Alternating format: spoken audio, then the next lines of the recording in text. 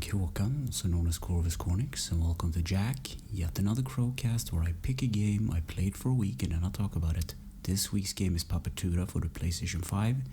It was released this year, 2023, and it's an adventure puzzle game / art game developed by Pentums and published by Feardemic, and also there'll be spoilers up ahead, but just so you know. But first, a little backstory. It looked different and it had a low price range, and I'm looking forward to playing more PS5 games on this podcast. So when a game starts, you're inside of a flower, and the cool thing about this game is everything is handmade out of paper. So it took this guy like 6 years to make all of the rooms in the game, and this game kind of reminds me of the Neverhood. Like, it has this kind of creative vibe, and it's very awesome because the backgrounds are lit and photographed and put into Photoshop, which is really cool. So in the first room, you are introduced to a shadow creature that turns off all the lights. So the main first puzzle of this room is to punch these light seeds for them to turn on, so the main door will open up. And in this room you will find a bug launcher. I think it's a bug launcher at least, so you can fire at some of the seeds because they're hard to reach. And also the main character is just a sheet of paper called Pape. So yeah, in the next room you're introduced to a monster that eats bugs, I guess. It looks like something out of the Neverhood. So you feed this creature some bugs in order to drop down a drawbridge you can cross.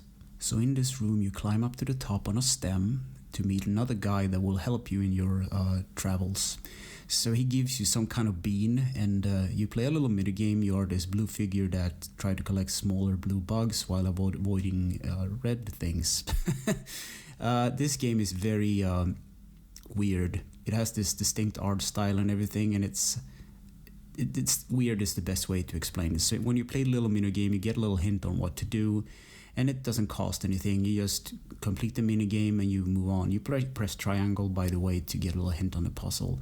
So what you need to do is you need to light the flowers on top of this flower. Certain of them need to be lit, others need to be, turned off. And yeah, that's about it. So you move down the stem and you feed this little creature. You actually push it into the room next to where it came from and eat this moth, and his belly will lit up. Yet again weird, and that's how you know which of the flowers need to be lit or not. And once they're lit, there will be a light on top. You can see it from the top of the stems, and then you can move down deeper into the paper world, as I said.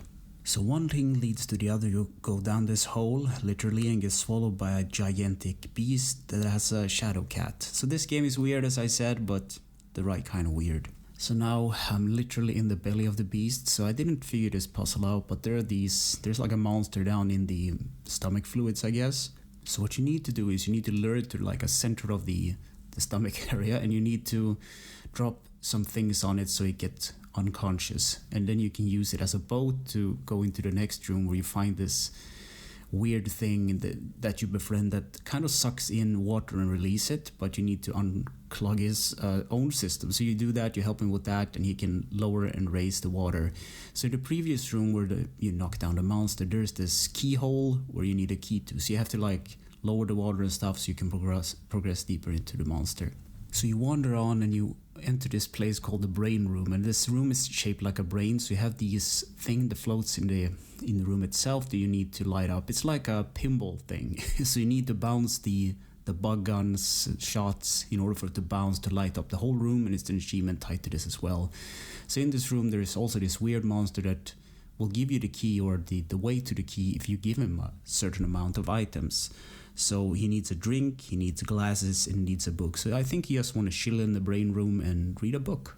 So the way you get these items is there is like a mini fishing game in the room beside this one. So you need to go down to the bottom of the this artificial like pond, and you need to catch a squid, an octopus, and 2 large fishes or something like that. And you have to avoid the other fishes because they will just nibble up the bait and leave your hook empty.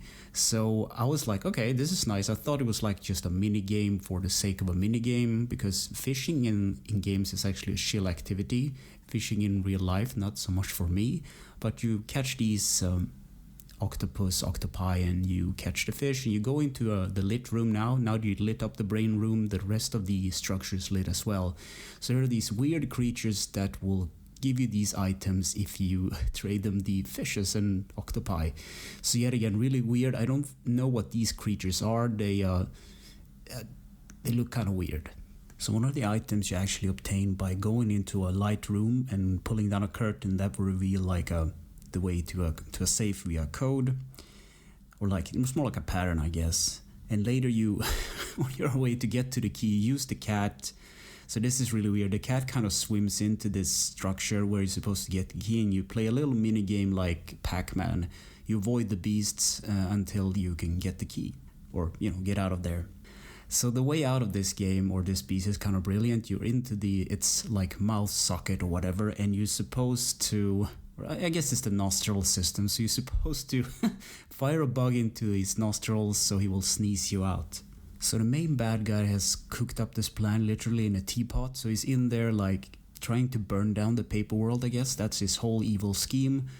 So what you need to do, you need to get to the top of this teapot, and you need to inflate your balloon in order to progress the puzzle. And while you're on your way to the top, there are these fish-looking monsters that have red eyes, but once you feed them some shots from your bug gun, or the bug gun has actually been replaced by the cat now. It's really weird. So they become friends if they try to like bite you, but you feed them some bugs, and they're friends now basically. So you need to go on top of this teapot to inflate your balloon even more, and then you go down, because the teapot is actually like upside down. It's really weird to explain, but you kind of put a little bug into the top of the teapot, so the air kind of gets stuck in there, and you actually suffocate the main bad guy in there. But since he has like these fire powers, he actually makes like an explosion. It's some kind of gas, I guess. And once this happened, the main bad guy gets eaten by the same beast as you did, and the light returns to the paper world, and it didn't burn down. So that's pretty much the end of the game. So gameplay: enter this unique handcrafted paper world and help Pape and Tura to save it from burning down. Control: the option menu brings up the scheme of the control. The D-pad and the left sticks moves the Pape around. X interact with things, and the R button is used to bring up the bug gun, or the cat gun, I guess. And triangle is like the hint system. You play a little mini game and you get hints on what to do. Graphics: this game was made in the Unity engine, and everything you see in this game was made out of paper. So they took this guy called Thomas Staffin 6 years to make all of this, and it's really cool. If you go to the official YouTube of Papetura, you can actually see him making this stuff, and it's really, really cool. It takes a lot of time, and he make all these things, all these structures, flower-like concept out of paper, and then he lits it, and he took photos of it and put it into Photoshop and fixed it up, and it's really cool. It's like made with layers and stuff. It has this Neverhood look, which was actually an inspiration from him in the first place. Sound and music: Thomas Trovcek, I think he was called, or Floex. He made the soundtrack for this, and it's on Spotify and YouTube, and it's a really nice ambient track. So he was the guy that made the soundtrack for Mechanarium, I believe, so there's this similar vibe to it. And there are a couple of cool songs in there. One is called like The Pond, or like the K Pond, and just like the main track, this in Papetura, it kind of goes halfway into the song. That's when it really becomes interesting. And so, yeah, it's a good soundtrack, really ambient, some piano thrown in there as well. Easter eggs, secrets, and glitches. So this game was all made out of paper, as I said before, and there's this really cool like video on the official YouTube that I talked a little bit about before. But when Thomas was making this, he originally started with plaster, and then he moved on to clay, and then he realized that paper was the perfect material to work with. So I can definitely recommend the YouTube channel. It's just called Papetura, and you can go and watch the trailers, and you can see how he painstakingly made all of this, and it's really cool. I mean, I don't think I have the patience to sit like for 6 years on and off to make all of these things, but it's really cool that he did, because this game is visually stunning, and yeah, it's a really cool game. It's really visual. So in conclusion, I wrote, yes, play it, it's different.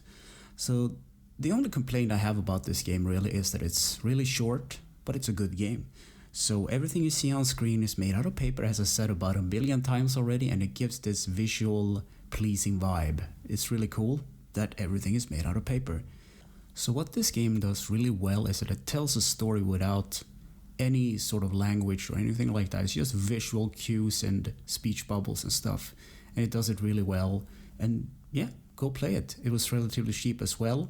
I can definitely recommend it. So anyway, thanks for listening in or watching, and take care.